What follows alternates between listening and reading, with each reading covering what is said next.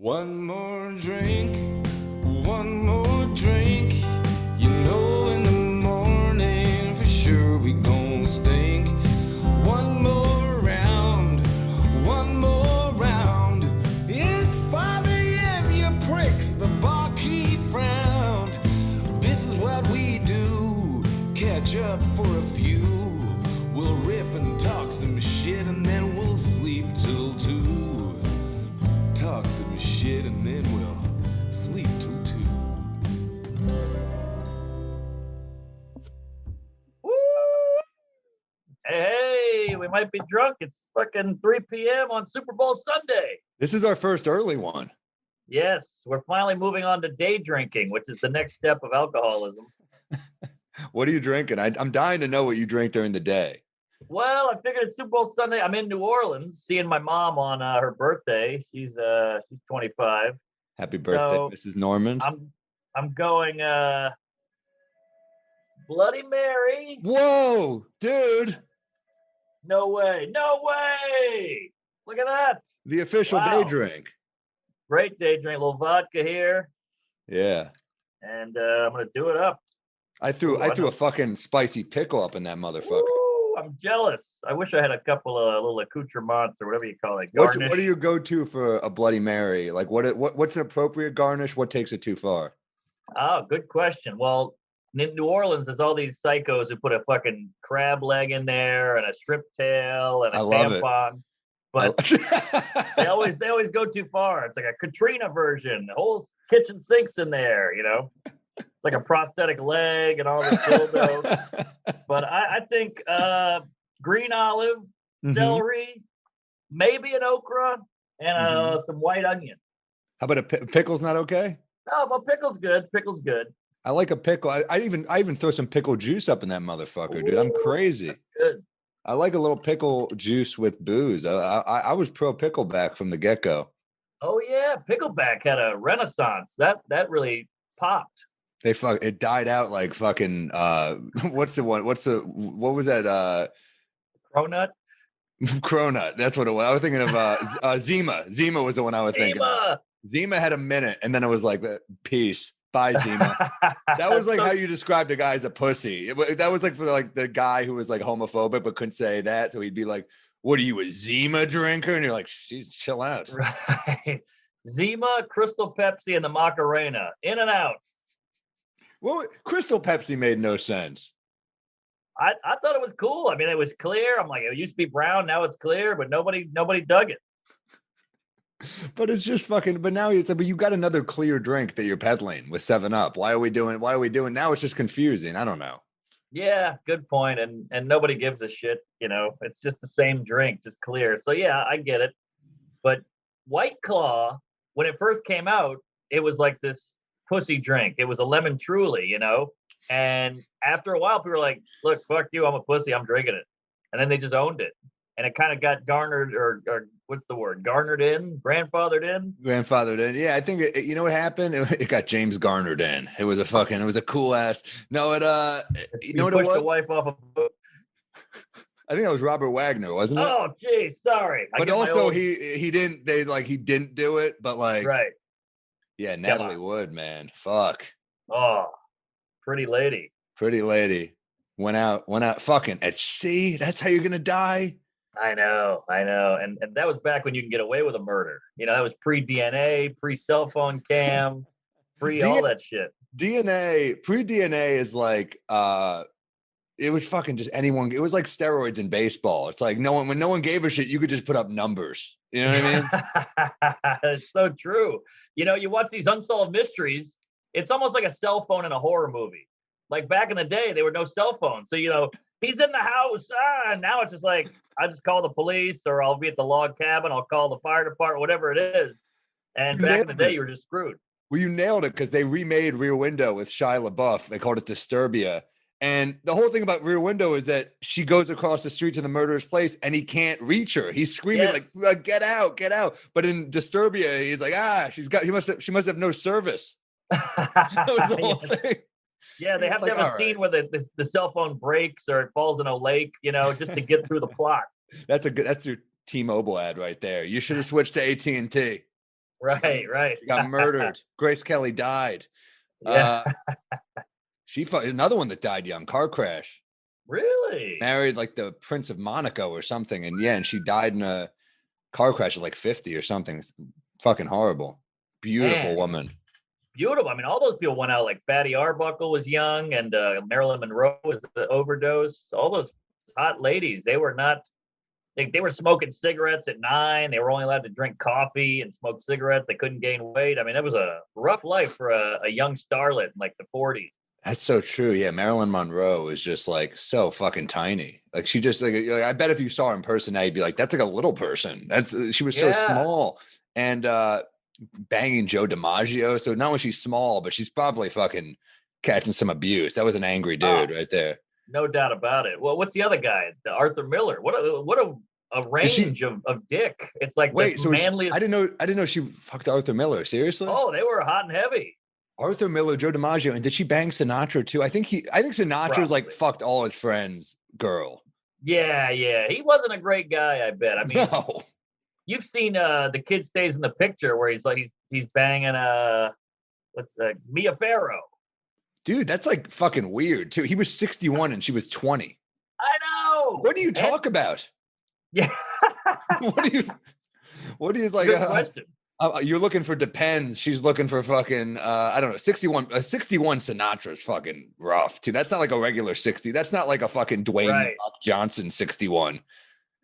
That's a vodka true. martini. I'm getting fucking hammered. I don't sleep and I eat ribeyes every night. 61. Yeah.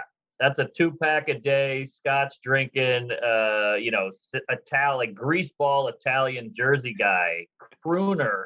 Yeah, you're right. That'll wear on you. Plus, nobody was eating kale back then, or doing fucking meditating or Zumba. So yeah, that's a bad. It was bad body. when Rickles was the healthy one in your group. You hockey puck.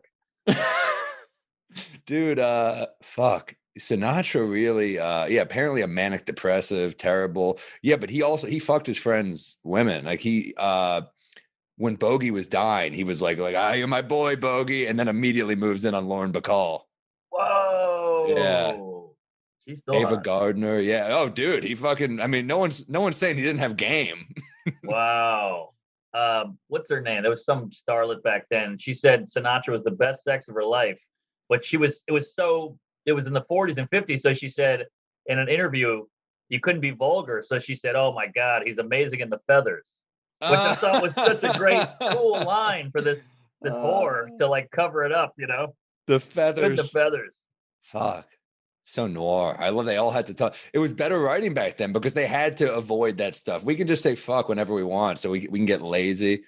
Yeah, so true. I mean, I did the Tonight Show and I used to say like something or other and I had to change it to go clean. I wish I knew what it was, but it was so much more clever because I had to make it clean. And it made me get creative. Ways.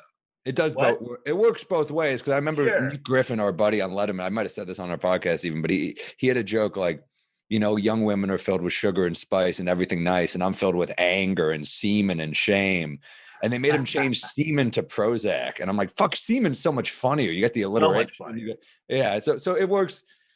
Those suits don't help us, but I do think when we force ourselves to have to come up with a more clever line, Yeah.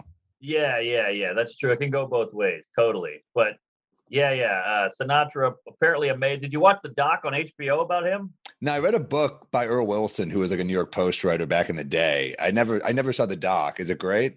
It's pretty great just because like how different things are. Like he was Italian back in the day and you couldn't, you got in trouble if you were Italian. His dad had to change the name of his bar to O'Leary's just to seem Irish, just so he could keep it open. Like crazy shit about Italian discrimination.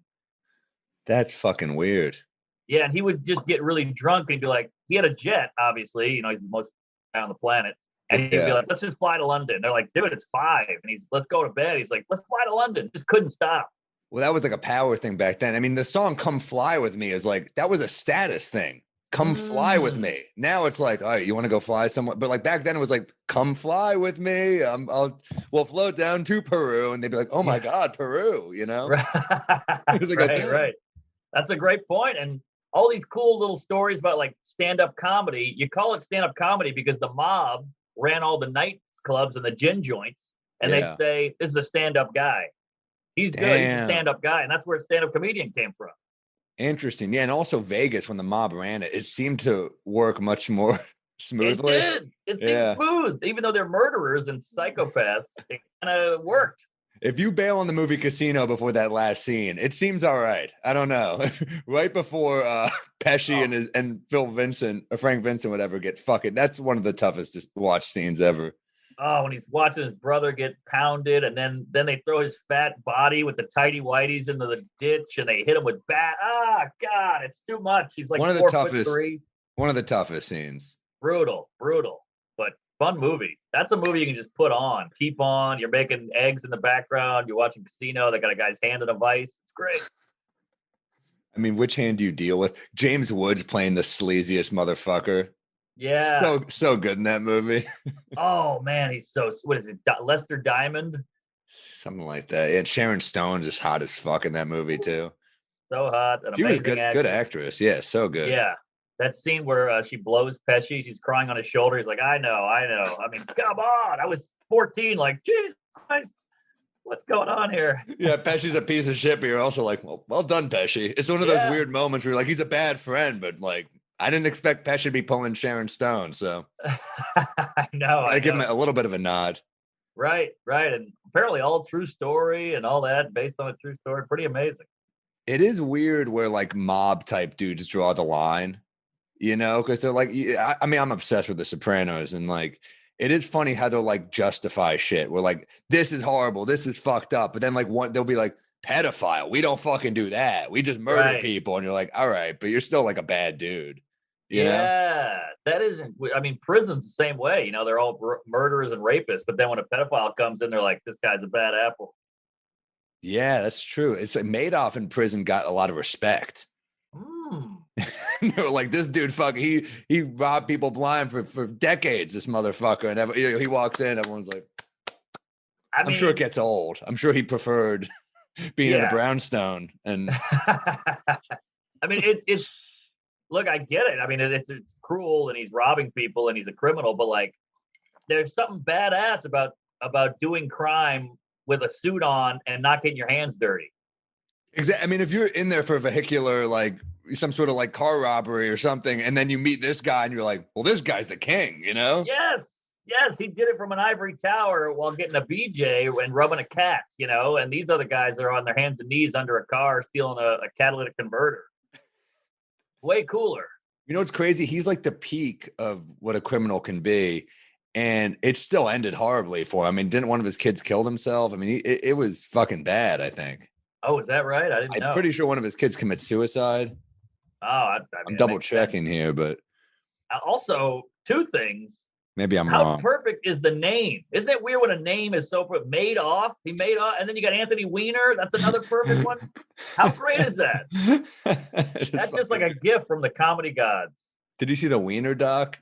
Oh, I saw it. Wait, that's just gay porn? Oh, the Weiner. Yeah, I've seen that. That's great. Fucking incredible, dude. Decent piece on that guy as well. Oh, I don't remember that part. Oh, yeah, and he had kind of a good. Actually, you know, I do remember a little bit because that gym underwear shot, and he's in good shape too. He's like, great. He looks like a string bean, but then you're like, oh, this dude works out. Oh yeah, he's got like the Fight Club shredded skinny muscle.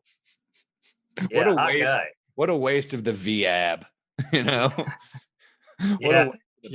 Body. I mean, he fucking pulled Huma, who was hot and is that right? Accomplished. You know, his wife is, you know, he married her. She was hot. And I thought you said Uma Thurman. No, Huma. She was like a Clinton aide. She's in the doc. She's super hot and successful and clearly put up with a lot. Yeah, to say the least. Yeah. She got that from Hillary too. She's like, we as women have to deal with a lot. And they're like, all right. I mean, he had so many chances as mayor and as a husband. And the part was so fucking funny is I saw that in the theaters in New York. And there's that scene where they have a Jon Stewart clip. And they play the clip in Borough Park where someone says something anti-Semitic, like you just show Wiener losing his shit on some Orthodox Jew, and everyone's like, "Oh, what a lunatic!" But then clip before, and some Orthodox Jew says something really fucked up about him being with an Arab. And Jon Stewart goes, I take it back. Fuck him. And it got an applause break on The Daily Show. And in the theater, it got an applause break. And you're like, damn, Jon Stewart kills so hard that he's killing in a theater. Yes.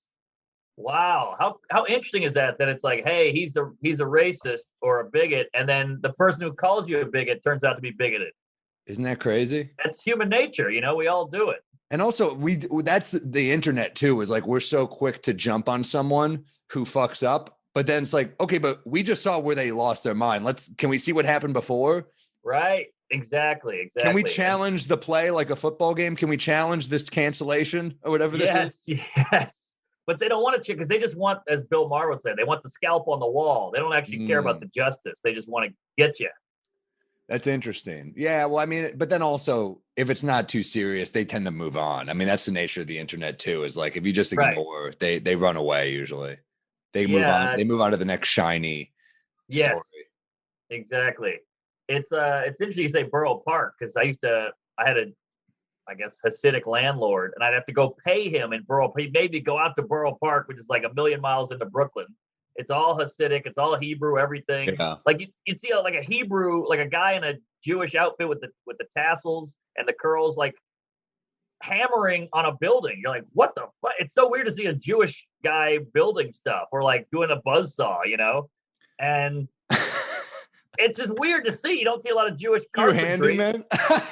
Hey, we have the number like laying cement with a yarmulke on. It's just fascinating. I beg to differ. We have the most famous Jewish carpenter of all time. Well, I haven't seen much of his work, to be honest. That's fair. I don't know where the Jesus cabinets are. But no, I know what you mean. I used to go to I used to tutor kids in South Williamsburg, and when I'd leave late at night, I'd be like, oh, this is fucking weird late at night. Because you see a lot of shady looking characters. Right. Definitely. Yeah. So they knew right away I wasn't part of the tribe. Because I remember one time I walked in to Borough Park area and I'm lost. And I see a Jewish guy on the corner. I go, hey, man, which way is 14th Street? And he looks me up and down and goes, I don't know. And I turn, I go half a block. I hit 14th Street. I was like, that motherfucker. Wow. Yeah. It looked you up and down. There is, as a Jew, I'm a cultural Jew. I'm not a religious Jew. So I'm more of an avoidant Jew. I'm not like the type. Well, there's a type on the street. They're like, are you Jewish? And they're they're trying to get you to sign up for something. And you're just like, yeah, but I'm like a Jew who keeps to myself. I'm not trying to get on more email lists. You know what I mean? Right. Yeah, exactly. I don't want to be part of the prayer circle or the synagogue or whatever the fuck. Yeah, and they know. I mean, you kind of have a Jewish vibe, though. I mean, I think a lot of it is like you grew up with so much comedy, and so many comedians are Jewish. Yeah. So there's almost like a Jewish sensibility in you a little bit. I don't know. Yeah, sure. I mean, I take it as a compliment. I'm a wannabe. I mean, like Larry David and Seinfeld and Adam Sandler, Groucho Marx, Woody Allen. Like I'm obsessed with all these Jewish guys. Plus, every time you go, is that guy Jewish? He's really funny. They usually say, yeah, like Mel Brooks and Mort Saul, and it just keeps going. And Shelley Herman, whatever it is. But a lot of people don't even know who Mort Saul is now. Yeah, that's true. That's true. Woody Allen's idol, by the way. You know what's interesting about Mort Saul? I saw someone write something about this, how if he died and Lenny Bruce went on, he would have been Lenny Bruce. Because if you die in your prime, I mean, think about who the most famous rappers of all time are. It's Tupac and Biggie. It's the two guys who died in their fucking 20s. Think about the reverence we have for Bill Hicks or people who die super young. Yeah. Hedberg, Geraldo, yeah. Geraldo was in his 40s, but he was like just getting to that prime where he was so fucking good. I mean, like look at Che Guevara. I think we've talked about this, but like the people that become iconic, we talked about this a little last episode, but like Mort Saul was like the guy. He was like John Oliver or Jon Stewart back in the day. Yeah. And it just got old. And I guess it just stopped working. I don't know. Yeah, well, I mean, first, again, just go back to the Jewish thing. Mort Saul, Jon Stewart, Lenny Bruce, Joan Rivers, all Jews, but... It's John Leibowitz, by the way, his real name. That's right, which is a little offensive that he changed it, Come on, buddy, stick with the group. But I get it, it's Hollywood. But I don't know if Mort Saul, and we're going deep comedy stuff here, I don't know if Mort Saul had the cojones. Like Lenny Bruce was a twisted guy, heroin addict, weirdo a little bit. he had the chutzpah to like push the system. I don't know if Mort Saul was trying to rock the boat. I mean, he had some great points and he was political, but I think you need a little bit of a psycho to go say cocksucker in the 50s in a coffee shop and get pulled out by cops. That's well said. And also to like be a druggie and like kind of like a hard edge badass in a leather jacket. You're kind of like, oh, you're trying to shake it up a little bit. Yes. Joan Rivers said he made comedy sexy. Wow. Yeah. That's fucking cool. Not, you look at Shelley Berman or Mel Brooks, they're not exactly sexy guys. They're not. Yeah, but look who Mel Brooks married though. Good point. I mean, Anne Bancroft. Yeah, I mean, like funny can be cool, man. Right. And he was in World War II, by the way. Don't forget that. Yeah, these motherfuckers are such more like we think about like men. I saw this article on Tom Brady, and it was just him. It was like on him. He did a thing on Jimmy Kimmel show where they read mean tweets. A funny segment, like gives people an opportunity to be a little self-deprecating. And he's reading these tweets, and they're like, "You're not a man. You can't use a wrench." And Tom Brady's like, "Yeah, you're kind of right." Right. It's like funny, but it's like, well, what's a man? It's like the dude's like the greatest football player ever. No, it's like you're not silly. a fucking man. You can't use a wrench. Like, guess what? He's so successful. He never had to learn how. Exactly. Yes. I'm banging a supermodel. I got 6 Super Bowl rings. I'm a millionaire. I provide. I'm a best player. What do you want from me? Yeah. He's a fucking, I wonder if I'm sure it's enjoyable, the accolades and being just like beyond loved by everyone. Everyone's like, you're the fucking greatest. I saw that rapper, French Montana put $250K on the Super Bowl. I'm like, God damn. Wow. Imagine that shit. But everyone fucking loves Brady, man. And it's everyone at least respects him. Yes. Yeah. The only people that hate him are because he's so good. Yeah. I mean, and also like I think like when you're just being fed constantly, this guy's the GOAT, this guy's the greatest, people are like, shut the fuck up. Right. But he is. I mean, it's like, I think, and it's another thing, it's like when he retires, I think people will love him even more because they'll really take in the greatness. It's like MJ, like in his prime, I fucking hated MJ in the 90s. Right. I was a Knicks fan, but like you can't look back on Jordan and not be like, you're the shit. You're not the shit. Course. He's the shit. Course. He's the shit. He's the guy. He's the best. And it's just what we do in this country. We like to bring you up and then take you down. And but death is the ultimate down. So once you go to death, you're back up again. It's this weird fucking system, and it's all based on insecurity and ego. And let me just say this about the Jews. It's the last thing. You gotta have some weird Jewish chosen people, Hebrew pride because there's some Jewish bad guys out there, but they're the best at being bad guys. Madoff is the best at what he did. Epstein, obviously a villain, but killed it. I mean, who had more ladies on a conveyor belt? Oh, and to go against what you're saying, they weren't ladies. Sorry, females, I should say. Females, I guess. No, I mean, Epstein is he made it to the top for sure. I mean, he was a sneaky motherfucker. Weird that he was a teacher at Dalton. Yeah. Weird that he was, I mean. Smart dude.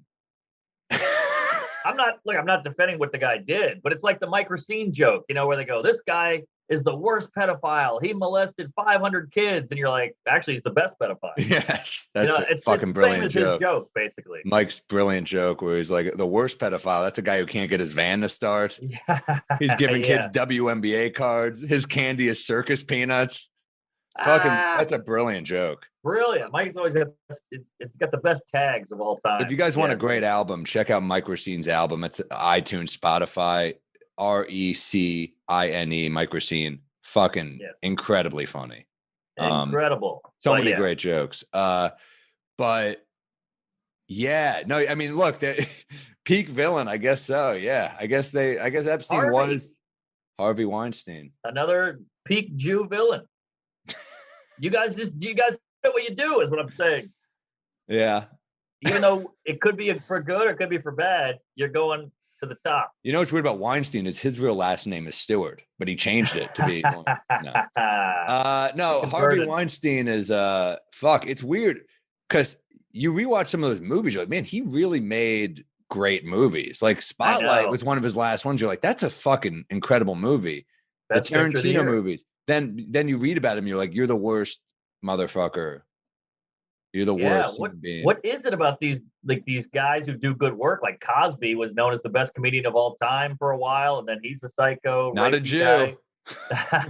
no doctor, but no Jew. But, yeah, no, it's just the weirdest thing. Like you hear Picasso's this brilliant artist, but he's also like a wife beater or whatever it is. So it's a prick. Weird kind of extremes that these guys live in. Well, I think if you're used to getting away with shit, massive success ain't gonna make you stop. yeah, I guess so. Good point. And also Weinstein, I mean, look at the guy. He probably was a horny motherfucker who couldn't get laid. Then he got all this power and was like, I still can't get laid. Right. I know. And then you hear all these stories about him and Epstein had like weird dongs where they were like deformed and twisted. So you're like, that's egg-shaped. Yeah. Egg-shaped. Like Hitler penis. with the one ball. One ball, and apparently Hitler had a tiny dong as well. Oh, interesting. We're seeing a pattern. Thank God we have huge dogs. Thank God our dicks aren't egg-shaped. Yeah, exactly. That's a weird shape, by the way. Yeah. That's tough because you want some girth, but it's no good without the length. You don't want a tuna can. No one wants their dick to be described as hard-boiled. That's what did it look like? Poached. I don't know. Poached. Woo. Yeah. It's such a weird thing. Our boy Ronan Hirschberg had such a great tweet about I don't want to victim shame, but I feel like Eva Braun really ignored a lot of red flags about Hitler. That's great. So true. Fuck. I mean, just those nights are in the pillow talk. I can only imagine what he was saying. That'd be great if he was like really shy in bed. If he was just like, he's like, oh shucks, I don't know. He was. I mean, there were the gay rumors too, obviously. Oh, well, the obsession. I mean, when you're obsessing over men's looks and the whole Aryan thing enough, it's kind of like, all right, there might be some shit going on. Yeah, I mean, just the sheer numbers. Like you'd have to think some slave owners back in the day were probably like, damn, look at the dong on that slave, because like. Obviously, there had to be gay slave owners just with the sheer statistics. Sure. And they all sounded like Lindsey Graham. They all had the same delivery. But You're right. What? Give me a rec. All right. I'm glad you asked there because I feel like I've been throwing out 12 documentaries a week, and I got to mix. I started one of them. I started the Operation Odessa. I'm like halfway through. I'm going to finish it tonight. I loved it. I'm all in. I love docs like that where it's just insanity. It's a great recommendation. I can't wait to finish it. It's such a cool doc because it's so over the top, but it's real. So it's not like, oh, the writers went too far. It's like, I can't believe this is all true. So it's fun. All right. So I've been recommending a lot of movies and docs and all that. So I'm mixing it up. A band I love that I don't think is getting any recognition, or at least I'm out of the music game, so maybe I'm an idiot. But Dr. Dog. I'm throwing it out there. Are they huge? Yeah, aren't they? I think they're huge. Harry, write into us. Are they not huge? Dr. Dog? They're out of Philly. Like every one banger after another. They're kind of mellow, but they can the lyrics are really smart and interesting. So I'm going Dr. Dog. I put it on when I write. I put it on the car. I love it. Dr. Dog. I'm looking them up. Yeah, they're big. I don't know. Yeah. All right. They maybe not. Look, I'm not a big music guy in terms of like knowing new bands and stuff, and I know them. So that's, Okay. I've heard their stuff. They're great. They're very good. Love them. Just kind of mellow, but really, really talented musicians. Big fan of Dr. D. And I think they like this kind of mid-level career. I think feels like that's the new hotspot of famous. You don't want to be Kim K, and you don't want to be nobody. I like a nice middle ground, like a Burt Kreischer level or a Bill Burr or something like that. Arenas is your middle ground, Bill Burr. Plays the Garden, dude. Good point. Same with Burt. They're huge. Good point. The Segura's huge too. What are you talking about? Shit. All right. Let me dial it back. Mike Racine. That's where you want to be. No. A little bigger than Mike.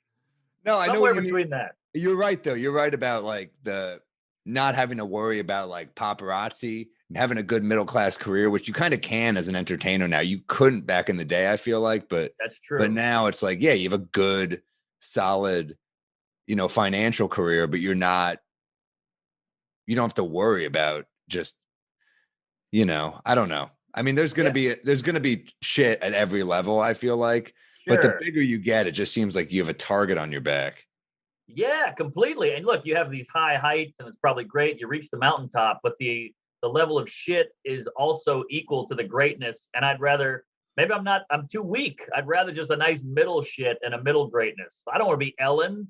That's insane. Or Kevin Hart. I can't even imagine. That's got to be a nightmare. But you're right. With the internet, you can kind of hover and be a nice B squad. And that's good enough for me. I don't want to be Ellen because it just looks like not real, like what she's Wow. doing. Like, I mean, her coming out and like dancing with people. And then I'm like, I know Ah. you're not a good person. Like, there's no way you're there's no way that you're that cool. And then like every member of her staff is like, she's horrible. And it's like, Yes. so you've created this world where you're this like fun. As like, that's not a fun person. Right. Completely. We know you're not fun. I mean, I respect that she fucking is cutthroat and played the game and lesbian in the 90s sitcom, like couldn't have been easy, but like enough with this fucking ruse that you're Yeah. if you're throwing out with the dancing. To me is like, no fucking comic is dancing. Exactly. Yeah. Nice people they just kind of hang back and be nice. They don't have to. It's almost like the guy who hates gays, but he's actually gay, Right. She's coming out and dancing and you're like, you're actually a cunt. Like, but then you got what's his face? James Gandolfini is just hanging back, smoking cigars. He's giving the whole cast his pay. He's the greatest. The greatest. Keanu Reeves, another one. You never hear shit about him. Be like, oh, he's just a great dude. Great dude. Basically, any straight white man is just a great guy, and he's half Filipino, I think. That helps. No, I'm fucking around. No, I love Gandolfini so much.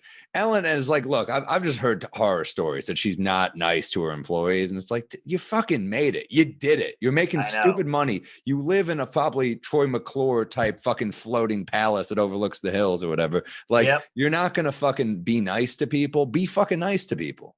I completely agree. And look, I get some of the arguments. Like, you always hear these things like J-Lo, it's in her rider. You can't look her in the eye and all that shit. You're like, wow, that's crazy. And obviously that's silly, but sometimes I understand the amount of effort and energy a person has. You can't always give that away to strangers. You got to save it for the stage or save it for the camera. No, people do take for sure where you're like, I'll say this. I fucking had to work all day, on a very fucking minor level. I had to work all day. And then we drove every night to do gigs in Jersey at the Stress Factory and that 10 shows. Amazing setup. I love the Stress Factory. Great club.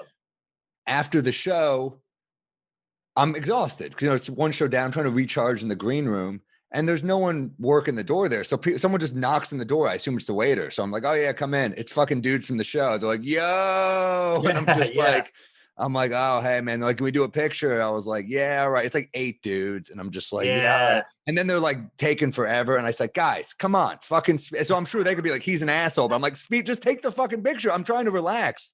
Right. I have to do another fucking hour 15 on the late show. I've been working all day. I drove here. I got to drive back. I'm tired. Of course. But they don't see it that way. But I don't think that it was like that with Ellen. From what I heard, she did not have her staff's back. Oh, that's different. Yeah, that's fucked up. I don't know. Yeah, these are your staff. You hired them. They're working for you. You want them to like you.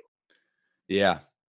That being said, you got to give. I mean, like it's. I think there's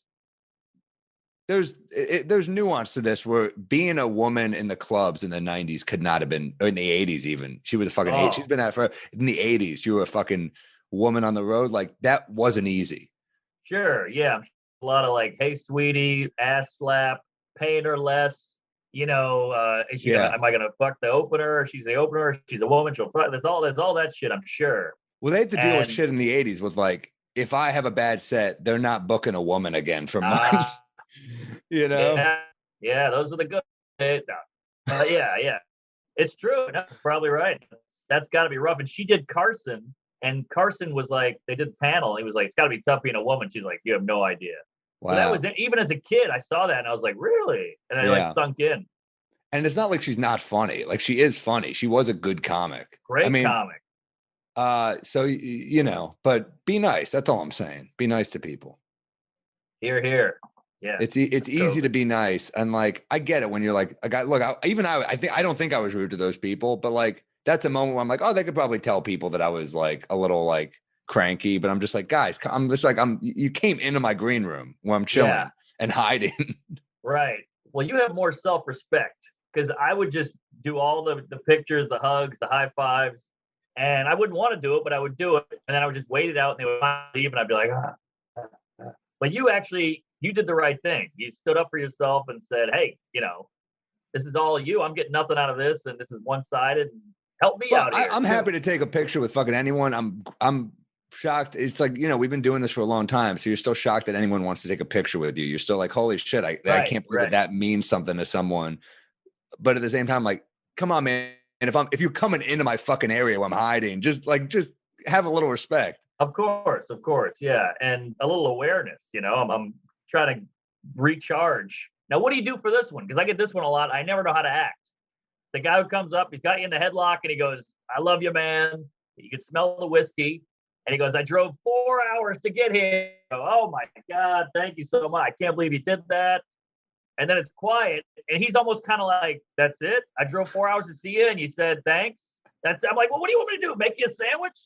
I don't know what to do here. You drove, I gave you a show, you leave. I mean, this is your choice. There's a line in the Dangerfield documentary where Adam Sandler's telling this story and he goes, I meet Rodney, he's my favorite comedian ever. And he goes up to me and goes, Rodney, you're my favorite comedian of all time. And Rodney goes, hey, I'll tell you thanks, you know? And he goes, that's it? And Dangerfield goes, what do you want me to do? A fucking cartwheel? It's true. I mean, I appreciate it. I don't know what to do. Give you gas money? I mean, what do you just say thank you so much. Give you gas money. It just never feels like enough. No, you just say thank you so much, man. It means a lot. That I think what can you say except I'm so grateful that you would drive that far to see me tell my dumb jokes. I mean, it's, you know, you're grateful. You're just like, I thank you so much, man. I can't imagine. All right, except I can because I took a fucking flight here. But no. You say I can. You say you're grateful because you are. I mean, it is. I am. It is incredible. Very appreciative. It is incredible. I guess. But it's incredible that anyone would go.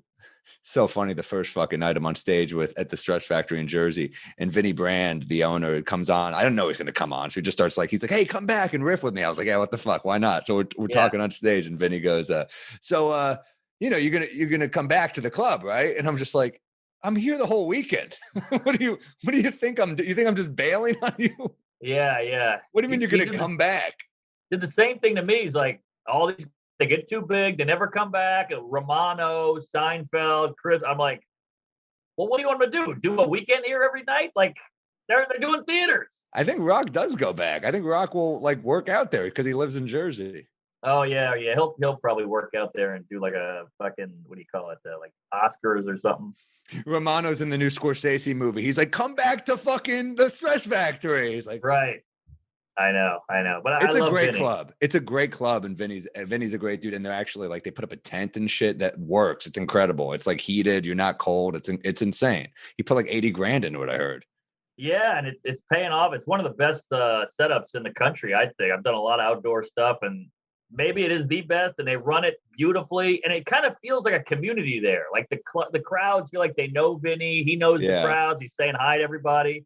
It's a cool thing. I love it. It feels great to be telling jokes, man. I miss it so fucking much. So anytime. I just miss our regular way of life, like doing this every night and hanging at the clubs. And I mean, even this is fucking weirdly just like I look forward to this where we're just like having a drink and shooting the shit. It's just like kind of nice, you know? It's necessary, totally necessary. And like you go to a green room, I'm at the Stretch Factory in the green room with an opener, Ian Lara, and I didn't want to leave. Like he's like, we got to get back. It's midnight. I'm like, a little longer. You know, we got a chicken sandwich coming in. We got vodka, whiskey, sodas. Let's hang out. Yeah, I was doing tequila. My thing is like I'll do coffee on the early show and I'll do tequila on the late. Ooh. And I'll do like tequila with lime. It's like kind of hangover proof. It's kind of great. I love it. That's my go-to as well. All you need is that squeeze of lime. It's a beautiful thing. Squeeze of lime and you're good. A little Aviano Casamigos or some shit. And you're like, I'm good, dude. Yeah, they say it has to be a clear tequila. So watch out with that brown stuff. Yeah, I go clear. or gold. I mean, but yeah. Yeah. No, I'm with you. I don't do the.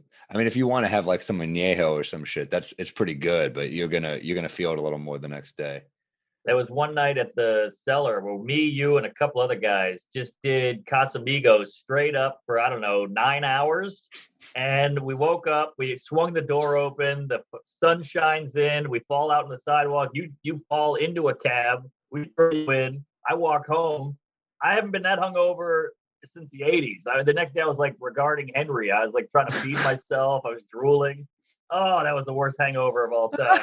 I remember we would always have that like late afternoon text. I think we'd be like we're like not talking to people till then. I'd be like, you're hurting, and you'd be like, I'm fucking hurting. I'd be like, you're almost like grateful that it's not just you that's in that much pain. Where you're like, all right, we're in this together. I get. It's funny how much shit like we bring that shit in ourselves, but it's like every once in a while you just need that shit talk or that vent sesh where you're just like, fuck everything. And you feel good. It's so those hangovers, because you just turn into like the most primal version. You're like, need to eat, shit, water, sleep. You got a skid mark going. You got to order in like a hamburger. I mean, it's the saddest version of you of all time. Drip drop, do you do that? Pedialyte, any of that stuff? Yeah, I love Pedialyte. Game changer. I can just chug. If I'm hungover enough, I'll just chug the whole carton of it. And my body, you can feel it going in. Your body's like, yep. This is good. We need this. We got an ad we got to give you too. Lucy's nicotine gum. Good call. These motherfuckers are great. I mean, if you're struggling with cigarette smoking, this will get you off. Founded by Caltech scientists, former smokers who want to help other people quit. And it actually tastes good. It's like wintergreen and pomegranate flavors, cinnamon, 4 milligrams of nicotine. And, I mean, this is what it's all about, man. Like if you're trying to get off cigarettes, the best time to get off it, especially with COVID, respiratory illness, unless you don't. I mean, I guess there's some, if you're in Jersey, maybe not, because you get the vaccine first if you're a cigarette smoker. So. Good point.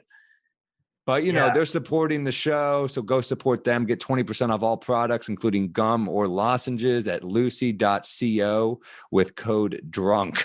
You get 20% off with code DRUNK at lucy.co, promo code DRUNK at checkout. And here's the part the lawyers make us say, warning, this product contains nicotine derived from tobacco. Nicotine is an addictive chemical, but you already knew that. So just go get 20% off at lucy.co with code DRUNK.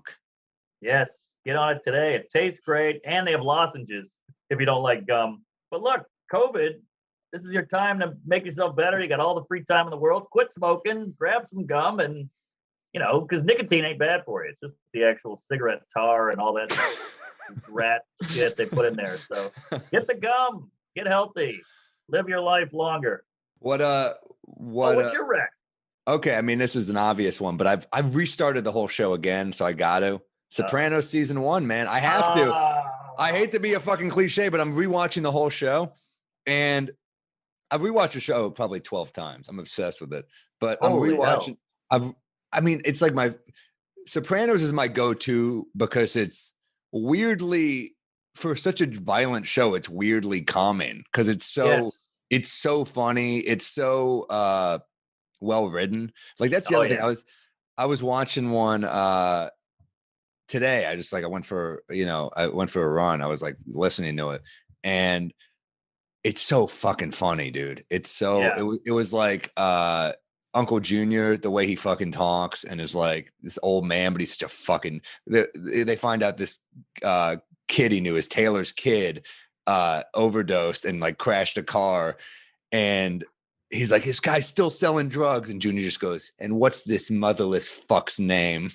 like every once in a while they have to do some personal shit, and then it just cuts to Junior in the nursing home with Tony's mom. And he goes, ugh, even the coffee's old here. He's great. He's the funniest one. And that mom was such a coos. Like I would see her in a scene and I would get uncomfortable. She was mean. Incredible. She was so good.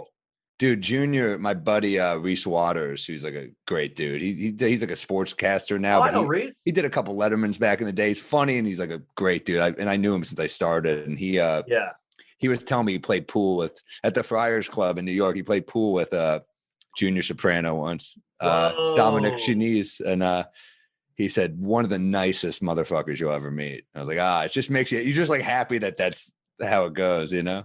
Yeah. Oh man, that dude, is it Corrado? Corrado Soprano, yeah. What a great name. Yeah, he's a badass. I mean, you're probably still in the early seasons, right? I'm back on season 1, but I've rewatched the entire show so many times. 6 is a harder rewatch for me because it gets so bleak. Yeah. When shit starts going downhill, it's kind of like how like the first, hour 50 of Wolf of Wall Street is a ton of fun. And then you're kind of like, this last hour 10 is kind of rough. I don't know. Right. It's like Elvis's life. You're like, this is unbelievable. And then cut to him dead on a toilet with a, peanut butter and banana sandwich. It's like anyone's life. Yeah, I guess so. But man, Jackie Jr., when he comes in, and then when Chris is all like hopped up on dope, that is the saddest shit.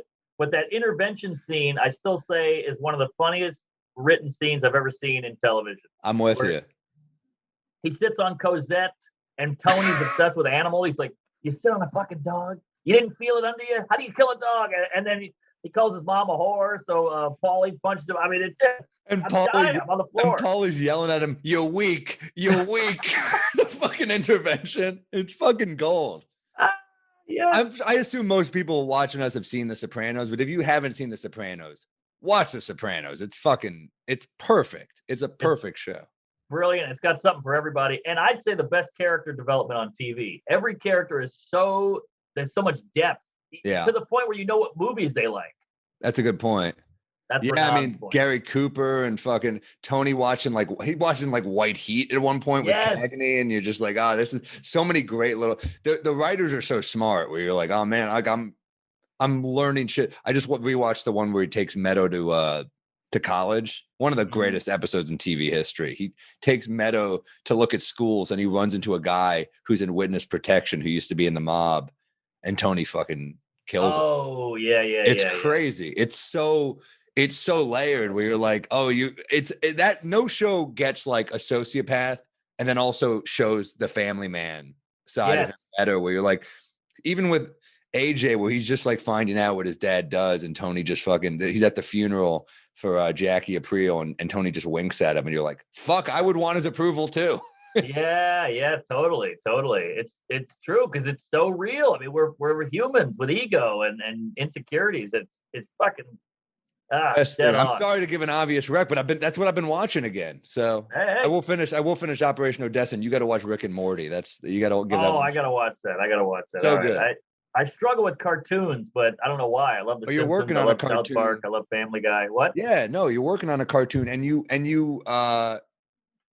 just said like three that you love, Yeah, no, it's all me, but everybody tells me I sound like that guy. Like Rick? Yeah. Because you burp when you talk. Oh, is that what it is? He burps when he talks a lot. Oh, all right. I'll take it. Yeah, dude, he said Rick from Rick and Morty is like the best character. Yeah, I want to hear what you say. You'll come back on a pod and we'll rehash that at one point. Give me a pet peeve. Oh, BoJack is another good cartoon too. BoJack's good. BoJack's fucking. It gets sad. I couldn't finish it. I was like, I don't want to. I'm assuming it ends sadly. I don't want to. It puts me in a bad place. But I did like BoJack. Oh yeah. All right, pet peeve. I got two, but one of them is better. I wrote it down. I want to say it right.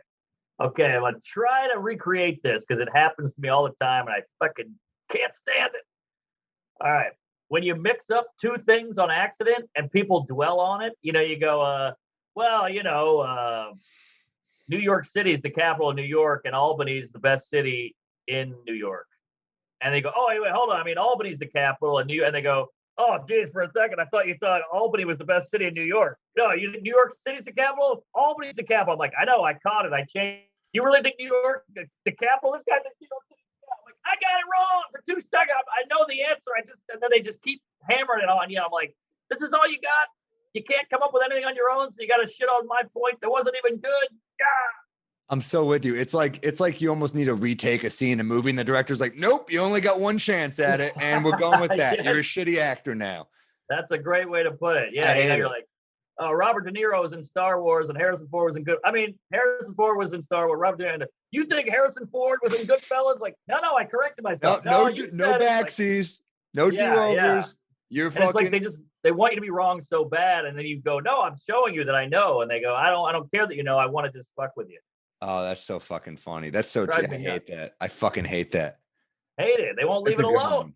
That's a good one because that drives me nuts. I had a funny one. We had a funny thing. I remember we talked about when we were doing clubs on the road early on, and like how that free meal meant so much to us. And you did a club in Ohio, and the guy's like, "Get the salmon." Yeah. And you were like, "Oh," and they charged you for it.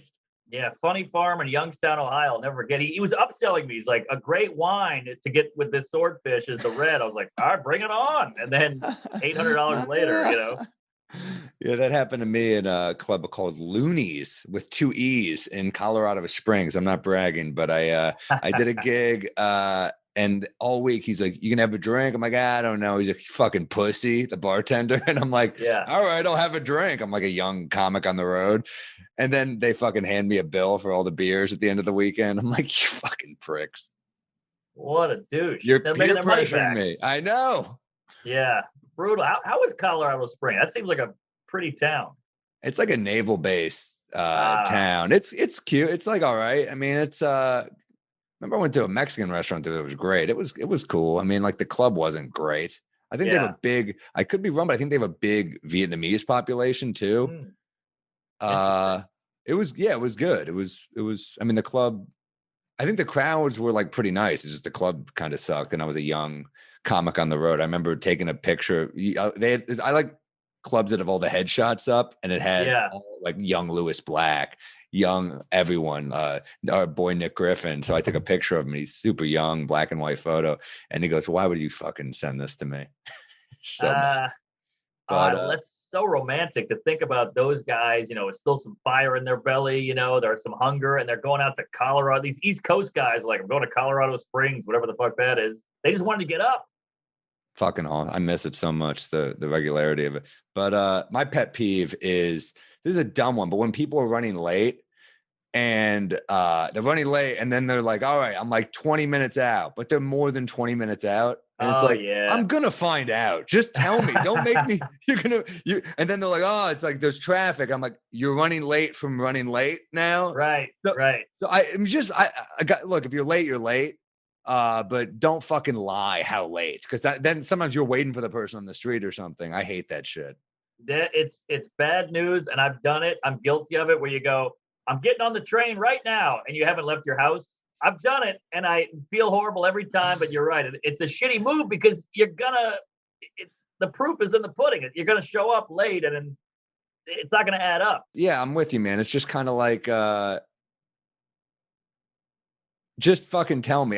Because I don't care that much. I try to be on time. I think punctuality is like, you realize how important that shit is as you get older too, where you're like, yeah, you're fucking with people's time. You're right. This is their, you don't know how busy people are. You don't know what's going on in their life.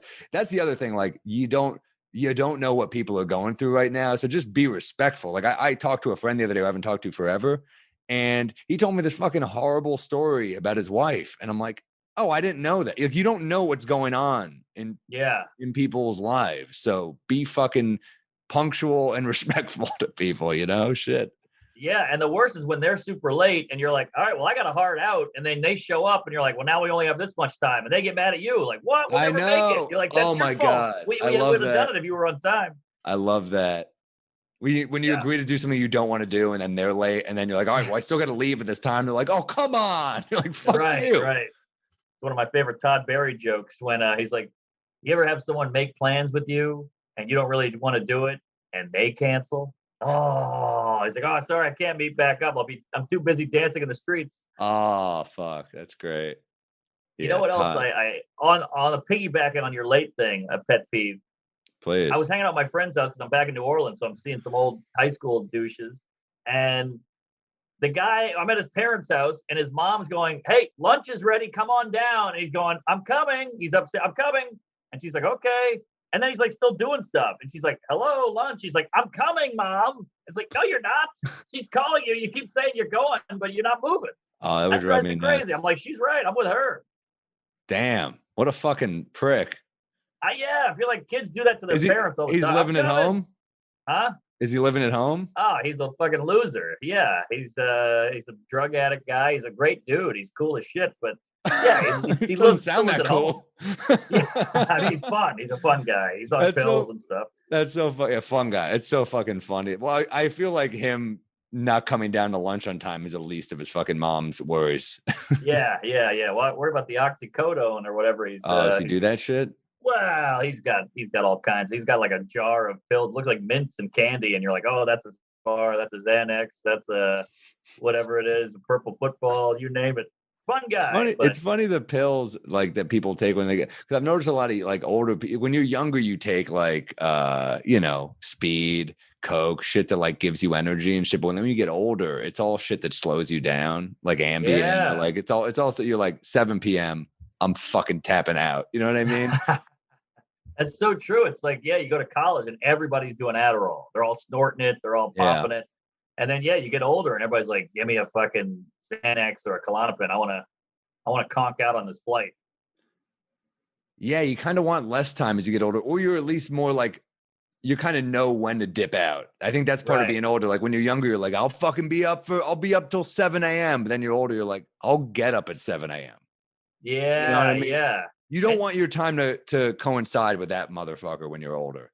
Yes. And you could say the same with sleep. I mean, look at kids. They never want to go to sleep. Then they want to wake up early. And as an adult, you're like, I'm dying to crash. I'm dying to sleep in. I got to get a nap in. Sleep. Yeah. Yeah. It's like weird. I was driving to the gig with Shafi. He drove, our buddy Shafi Hussein. And he could see I was like exhausted, and he was like, dude, conk out for a second. And I just passed out in the car for like 5 minutes, and I felt so much better.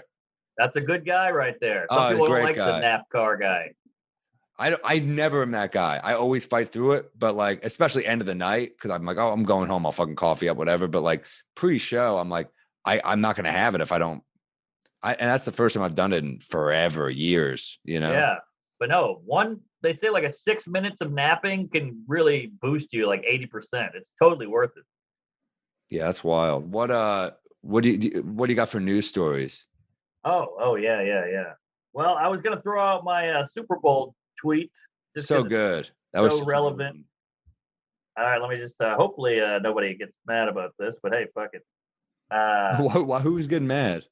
I don't know. People like who love Brady or hate COVID or whatever. Fuck that shit, dude. I know. Everybody's mad about something. They're jokes. Brady, but also like we've said, we respect the guy. Like we can't make jokes. He's the fucking greatest ever. You can't fucking make a comment. Good point. All right, here we go. Today is the Super Bowl, so it's topical. Tom Brady is the COVID of football. He's thriving in Florida. He's put up huge numbers, and some people still don't believe in him. That's a great joke. That's like a fucking perfect late night joke. Yeah, we got 700 retweets, so we're cooking. That's great. I had an idea for Brady is like how I saw an interview where he was asked if he and Giselle ever have sex on game day. And he said, I would never say I wouldn't say it's never happened, but it's not the time, it's time for prep. I like that. I like the just image of Giselle trying to bang him. And he's like, not now. I'm thinking about Gronk. You know what I mean? Yeah. I got to watch game film. The other idea is like about how Brady and Giselle met on a blind date in 2006. But like, I don't like that it's called a blind date because it's like, what they look like. Yeah, right. You're both on the cover of magazines. It's not a blind date. Yeah, I mean, we've all showed up to a blind date and you're like, oh my God, she's attractive. Thank God. Imagine being like, oh my God, she's a supermodel. Yeah, like no one's going on you're like, oh, I'm going on a blind date with Kate Upton. I hope she's pretty, shit. Yeah, exactly. Hope she's got huge cans. Jesus, look at those knobs. What do you got for Wait, let's hear yours. Those are my ideas for the news. Okay. Super Bowl. Oh, right. All right. Yeah, that's great. And here's another quick one. This is the stupidest. Give me another. PETA wants you to stop using animal slurs like pig or chicken. And I said, PETA's getting a little squirrely. All right. There's your tweet, folks. Now we're getting done with this. Nike has unveiled their first hands-free shoes. Ooh. I said, not hands-free for the Chinese boy who sewed it up. All right, we're moving on. Not hands-free for the Chinese. That's strong. Uh-huh. That's good. All right, you got a bit? I had one other that was like a riff last night, but it was just like a riff on the Super Bowl. They were like Mahomes or Brady, and I said, well, it's basically the 2008 election. It's a cool young black guy versus an old white. Ha ha. Oh, that's good. Off the cuff, it killed. I don't know That's if a great connection. Let's see. Yeah, give me a bit that you're working on. Well, I feel bad because I'm 2 weeks in a row with a trans bit, but I think I got something here. Okay, Chappelle. It's pro. I mean, I'm fucking around. All right. So, but I think I got a big angle here, and I did it on stage. Signed it. It worked, but it's still wonky. Okay. This sounds like a trans person decide talking about their piece. I've got a big angle. It's wonky. Yeah, it still works. Right. I think you'll like it if you give it a chance. Please. All right. So trans women are now playing sports with biological women and dominating. Yeah. And a lot of people are upset about this. And it must be how white guys felt in the 40s when black people started playing. Like, we can't allow this. We'll never win again. It's unnatural. That's fucking great. All right. And nobody gets hurt in that. You know, it's not really, you can't really get offended by it. Yeah. What's her name? Jack Robinson. That's not a fucking woman. Right. They're not the same as us. Jacqueline Robinson. Hey, that's good. I like that. Dude, that's a great. Could be That's a great premise. Needs more, but I think that's the. Well, the and premise. By the way, yeah. Sorry, 2 of these that I've pitched on you that you helped me with are working now. So. Oh yeah. My friend had a great idea, Eric. He said we should shoot this and then shoot the bit working on stage. Ooh, that's fun. Yeah, that's cool. Yeah, I love it. I mean, we've been doing this for years. I know. My idea was on. Have you seen the documentary, The Brooklyn 7-5? I love it. It's about the most corrupt precinct in New York history. It's hilarious. First off, I love documentaries that are like people who just clearly, it's like the Odessa guy, clearly have not learned their lesson. Like they're reminiscing about this shit like it's still cool. And they're like, would I change anything? Nah. And you're like, you're an unemployable, divorced loser. Like you wouldn't change anything. But so basically for the for the fucking bit was that they're talking about the precinct. And they're like, it was the scariest precinct ever. Anyone would have been scared. It would have scared Clint Eastwood. And I'm like, oh, you mean a 97-year-old actor? He would have been. No one would have fucked with us. Not Dustin Hoffman. Not Meryl Streep. No one. That's great. That's great. So None of the Police Academy. No one in the Police Academy. Steve Guttenberg wouldn't have stood a chance. The sound effect guy. The sound effect guy. That's great. You couldn't say Dirty Harry. You know? Exactly. Clint Eastwood. That's hilarious. Made me laugh. So an old man who wears makeup and goes to a set. Yes, fucking exactly. Adorable. Clint Eastwood, by the fact. way, still fucking kicking, man. Incredible. I know. He looks good too. He looks great. I saw a movie with my ex-girlfriend. She was like, he's kind of hot. I'm like, all right, take it easy there, Dilfy. But he's a handsome man. Handsome man, great. Just like a, what do you call it? A tight skin. Like, you know, a lot of old men get that loose skin. He's tight as a drum. But the guy who directed 7-5 also directed Operation Odessa and The Night Stalker. Wow. I just watched Night Stalker on your rack. Oh yeah, Tiller Russell. He's fun. That motherfucker's creepy. They're just dead behind the eyes, man. They're just like, you're like, this dude's got nothing back here. Nothing. And again, pre-DNA, they were going off a shoe print. Fucking crazy. Yeah, it's hilarious that like they find a fucking like a boot imprint and they're like, we got him. It's like that's how fucking primitive you did. Crazy. I know, and people were tough back then. Like it's California in the 80s or whatever. Some guy gets shot in the face and chases the dude out. Yeah. I think you're just in shock and you're just like, fuck this motherfucker. But that was crazy. There's that one part where they're like, yeah, if I got chased by a dude I shot in the face, I'd be scared too. And you're like, yeah, I guess so. Yeah, good point. And I love that these cops are chasing him for years, literally years. And then a fucking dude on the street beats the shit out of him with a lead pipe. I'm like, yeah, a little street justice. You see these kids though, it's like we should there should be like tests for kids who would look deranged like that. Cause like you're dead behind the eyes at like 7. Yeah. There's got to be some sort of treatment and rehab because like you can't just let that kid keep going. I know, but what are you gonna do? Hey, the teacher comes on the loudspeaker. Hey, Billy Johnson, you look fucking creepy. Can you come in here? Yeah, like how do you regulate that? You throw him in a cage. He drinks water like a guinea pig out of a bottle, and you poke him with a stick till he fucking snaps out of it. I don't know. I think we're doing it at the border, but you know, I like that my idea is the worst idea Trump ever fucking had. I'm like, this is what we do. Right. We separate him from his parents. We put him in a cage. Exactly. No, but these kids really need like they need there's help. some. Well, and then also you're like they were saying like every fucking idea, like every bad thing that could have happened to him, but like exactly. Isn't it kind of cool though? And this is gonna sound horrible, but much like a superhero origin. You know, this guy he got hit with radiation or gamma rays, and he became the Hulk. If you do the negative version of gamma rays, they will become a villain. Yeah. That makes sense? No, I know what you mean. Like without fail, like your best case going to make them emotionally fucked. Worst case, you're creating like a fucking super villain. Yeah. Super villain and best case comedian. You know, molesting, beating, you know, all that shit. They used to keep him in a closet for a day. I mean, all kinds of shit. Or best case serial killer, worst case comedian. However, there we go. Either way, you get on Netflix.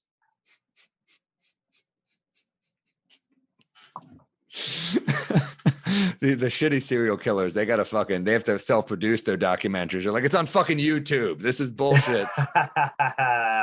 that joke of yours, I remember when I first heard it at the Fat Black sitting on the stairs. I think you were running it for a Corden. Oh yeah. That's such a great joke about the serial killers. Are there serial killers at home watching serial killers on TV going, this guy sucks? Yes. That's so good. What a great angle.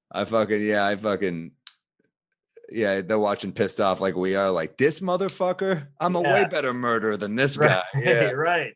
2 kills. I've been doing this for years. Yeah. It's fucking what a hack. I was watching that with Becky Owen and we both went, damn. Mike's the best. Such a fucking great comic. Another underrated guy. Did you do a track? You did a track on his album, right? Yeah. That took so long. I know. I was there. We both lip synced a track. I've never done this before. It was really hard. You're like, fuck, this is hard. But Mark and I both lip synced the track for Mike Vecchione's. It's for The Worst Kind of Thoughtful, his album. Yes. Incredible album. Great album. Both of his that one and Muscle Confusion. Muscle Confusion. They're both great, but I think Worst Kind of Thoughtful even took it, like, because I had that 10-minute megabus bit where you're like, fuck. Oh, that's poetry.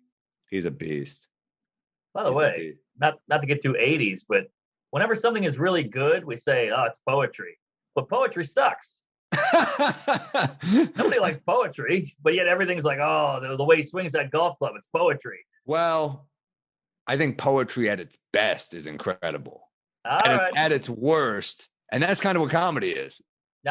Good point. You know, at its best, you're like, fuck, I'll hear a great song lyric and be like, that's poetic. But you hear like bad music and you're just like, ugh, like this is bad anything, but like especially comedy is bad music. You can kind of tune out. Bad comedy, bad magic. I feel like oh, that's just sad. You see he's like a 48-year-old guy. He's divorced and he's doing like the rings, 4 rings out of when they fall apart. And you're like, oh, this poor guy's family left him. You're in Vegas at like one of the C rooms, you know, which we've played. But wait, you had something there that I wanted to. Gosh, shit. Oh, when I was in college, I took a trip to Chicago with my girlfriend. I was like, oh, let's see Chicago. We've never been. And we went to an improv show at Second City. It was unbelievable. People shit on improv all day long. There's a lot of bad improv, obviously. But when you see good improv, it's poetry. It's unbelievable. It's poetry. It's that's going to be a catchphrase for the pod. What do you remember? Did any of the guys go on to be big? Because that's a big, Chicago improv. Like, so many of the greats came out of there. Farley, right? Mike Myers, Vince Vaughn.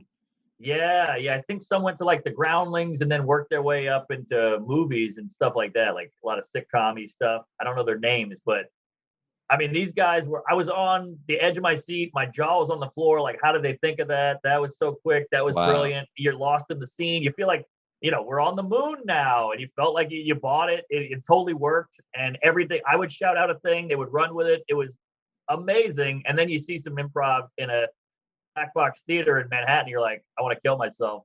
I want to eat a bullet. This is the worst I've ever seen. I'm cringing. I'm shitting blood. I hate this. What that's such a fucking it's such a funny that'd be a great improv name, Eat a Bullet.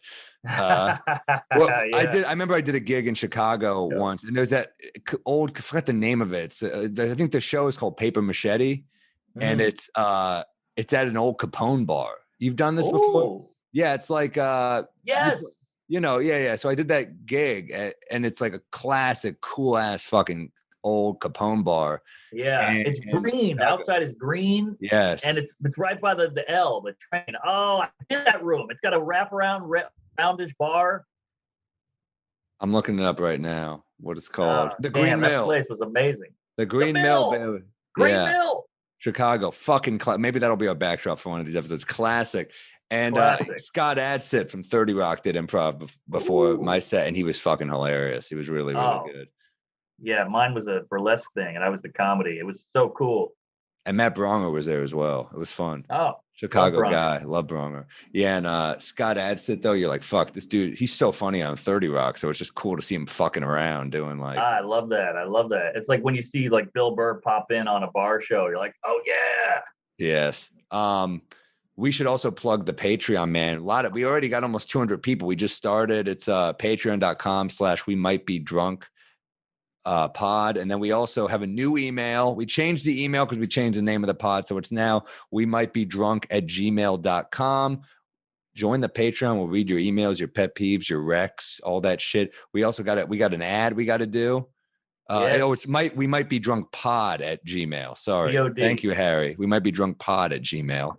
Pet peeves, recs, jokes, put it in the subject. We'll read it on the pod. Your drink recs. Maybe we'll do.